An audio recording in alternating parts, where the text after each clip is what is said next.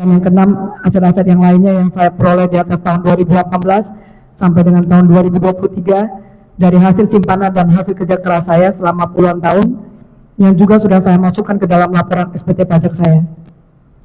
Penghasilan dari transaksi para terdakwa dalam melakukan falas seperti konten kalian tidak seberapa, dalam arti tidak sebesar dari aset-aset saya yang disita oleh penyidik.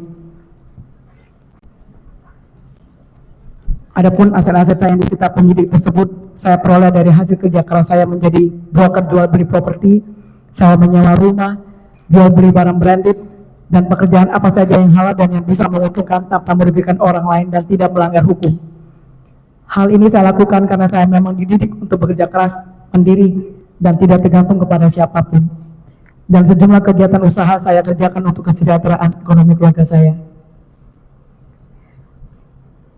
Majelis hakim yang saya muliakan, izinkan saya untuk menceritakan perasaan saya kepada sesama tahanan di sana. Kemudian saat saya ditahan yang mulia, perasaan saya seperti hancur, seperti kalau saya tidak melihat bahwa saya masih punya tanggungan orang tua saya dan anak-anak saya. Saya sudah ingin berdoa kepada Tuhan untuk mencabut nyawa saya saat itu juga yang mulia. Tetapi yang mulia, di saat penahanan itu, saya banyak diberikan ceramah saya banyak diberikan dukungan moral, mental dari sesama tahanan. Sampai ada satu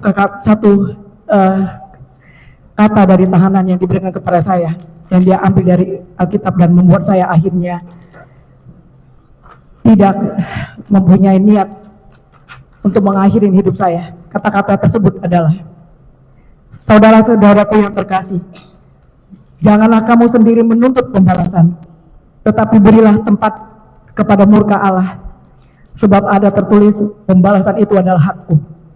Akulah yang akan menuntut pembalasan, firman Tuhan. Tetapi jika seterumu lapar, berilah dia makan. Jika ia haus, berilah dia minum. Dengan berbuat demikian, kamu menumpukan bara api di atas kepalanya. Janganlah kamu kalah terhadap kejahatan, tetapi kalahkanlah kejahatan dengan kebaikan. Mendengar firman Tuhan ini, saya pun seketika sadar bahwa saya telah melakukan kesalahan terbesar dalam hidup saya dengan menyalahkan Tuhan Allah yang saya sembah dan puja sejak saya kecil sampai dewasa ini.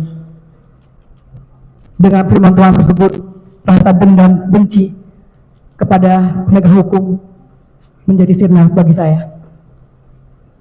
Saya doakan semoga dosa-dosa mereka yang menjolimin saya semuanya diampunin oleh Tuhan. Saya juga sangat kecewa dan sedih dengan tuduhan-tuduhan masyarakat Indonesia kepada saya yang telah menghakimin saya sebagai seorang koruptor yang telah merugikan negara Indonesia sebesar 300 triliun.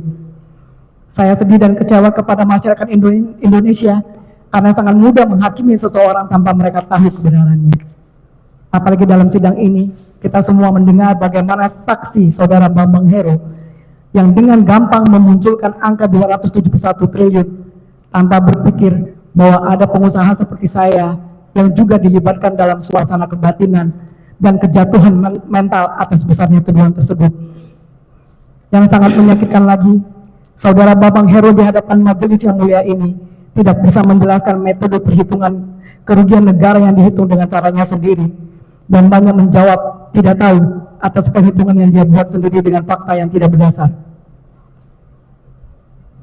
Sejak awal saya ditahan yang mulia, sampai hari ini pun, saudara HP Muiz dan para terdakwa smelter, pengusaha smelter lainnya yang mulia, mereka sangat terkejut sejak penahanan saya pertama, dan sampai hari ini pun mereka selalu menanyakan kepada saya, kenapa saya harus ikut menjadi seorang terdakwa bersama mereka?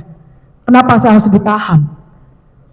Karena mereka lebih tahu apa peran saya. Mereka tahu bahwa saya itu hanya menjalankan bisnis money changer saya yang mendapatkan selisih kurs beberapa puluh poin rupiah saja. Itu yang selalu diucapkan oleh Harvey Muiz, oleh saudara Tamron, Suwito, Robert Indarto, Suparta, Pandi Lingga, bahkan Henry Lee yang kebetulan juga masih bersama dengan saya di satu tahanan. Semua orang sangat menyayangkan kenapa saya harus ditahan yang mulia. Dan mereka sangat kasihan dengan nasib saya. Baik. Sudi kiranya saya berharap yang mulia juga mempunyai pemikiran seperti mereka yang mulia. Dari hati yang paling terdalam saya mohonkan permohonan saya kepada majelis hakim untuk mempertimbangkan hukuman saya. Karena saat ini saya masih punya banyak tanggungan dan banyak orang yang bergantung hidupnya pada saya. Saya mohon hukuman yang diberikan kepada saya dipertimbangkan dengan penuh kemurahan hati yang mulia. Bukan karena saya tidak mau bertanggung jawab, namun saya masih harus menyelesaikan tugas yang dititipkan oleh Tuhan kepada saya, termasuk mendampingin anak saya berobat terapi mencari dokter ke seluruh negara, bahkan membutuhkan biaya yang sangat besar dan keterlanjutan yang dimana semenjak saya ditahan, saya tidak mempunyai pemasukan lagi dan saya tidak bisa menemani anak saya untuk berobat lagi.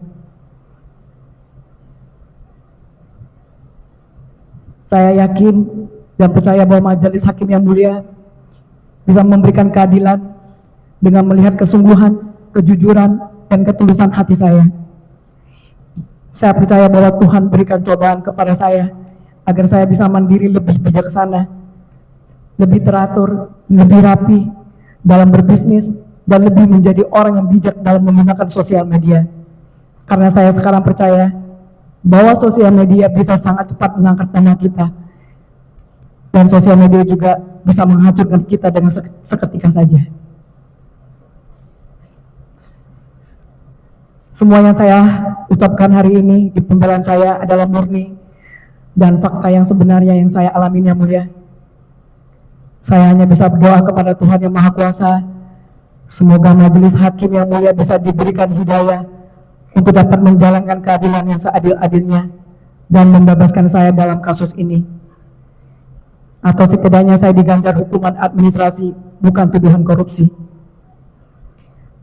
Mohon izin yang mulia dengan segala kerendahan hati, apabila yang mulia majelis hakim berkenan untuk meluangkan waktu untuk menimbang dan menjadikan putusan di Pengadilan Negeri Pangkal Pinang untuk terdakwa Rian Susanto alias Afung sebagai putusan pembanding bagi perkara saya. Adapun putusan tersebut memberikan putusan bebas murni bagi Rian Susanto alias Afung yang didakwa melakukan penambangan liar di hutan, bahwa sebelumnya Afung dituntut oleh JPU 16,5 tahun penjara dan denda 2 triliun, yang kemudian pada akhirnya Afung diputuskan bebas. Demikian, saya mohon pertimbangan yang seadil-adilnya dari yang mulia majelis hakim untuk mempertimbangkan peran dan posisi saya dalam perkara ini. Tetapi apabila majelis hakim yang mulia berkehendak lain, saya mohon agar saya diberikan hukuman yang seringan-ringannya dan seadil-adilnya sesuai dengan hati nurani yang mulia, dengan mempertimbangkan fakta-fakta di persidangan selama ini. Terima kasih yang mulia atas waktu dan panutan profesional setinggi-tingginya yang diberikan oleh majelis hakim kepada saya selama persidangan ini. Demikian penyampaian pembelaan pribadi saya yang mulia. Terima kasih banyak yang mulia.